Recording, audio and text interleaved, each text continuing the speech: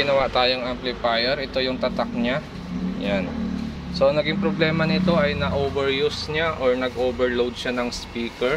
Kaya nagkaroon ng sunog yung transformer niya. Yun, no? Natusta yung transformer natin. Tapos sira yung dalawang output, dalawang resistor, saka ito. Sunog yung ibang parts na resistor niya. So bali yan yung mga pinalitan nating pyesa. At nag-okay na yung unit natin. Yan, okay na yan. So yung naging problema niya ay itong side na ito. So itong 100 ohms, yan yung sunog. Tapos ito 100 ohms din sunog. Tapos yung isang 220 ohms ay sunog din. So bali yan yung pinalitan natin dito. Yung mga driver natin dito, yung mga 3-pin na transistor natin, okay naman. So itong dalawa, yan, pares niya yan, yan yung shorted, yan yung bumigay na output niya. Tapos yung isa dito na 560 ohms, sunog din yan. So okay na yan, pinalitan na natin siya. So sa mga ganitong design ng amplifier ay huwag nyo siyang i-overload. So kung gagamit kayo ng mga speaker, siguro yung ganitong design, pwede na dito yung mga D15, D12, isa lang, DGs.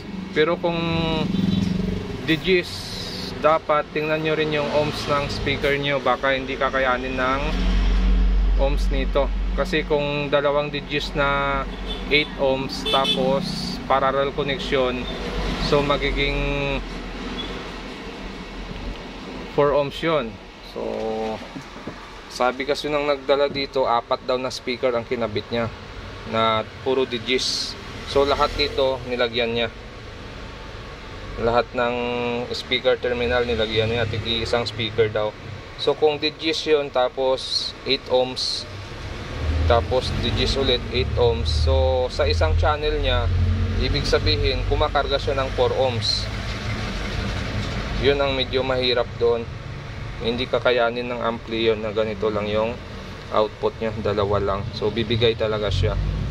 So dapat kung ganun ang setup ng speaker niya ay medyo mahirap sabayan, ano? Kasi kung mag series naman siya, magiging 16 ohms ang speaker niya. Pero siguro mas magaan siya dalhin pag nag 16 ohms yun kaysa 4 ohms. Okay? So okay na yung DGs na 16 ohms kaysa DGs na 4 ohms. So series connection na lang siguro niya yung dalawang DGs niya para medyo magaan dito. So advice din natin mamaya yung may-ari nito na ganun yung gagawin niya para hindi mapuwersa ulit yung ampli niya. So tingnan mo naman, no, talagang natusta yung transformer. Na overload yan. Pero ngayon ay okay na siya.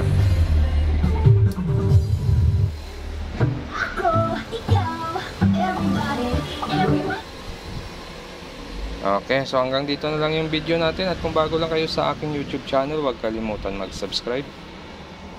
Amplifier na natusta yung transformer, yun yung ginawa natin.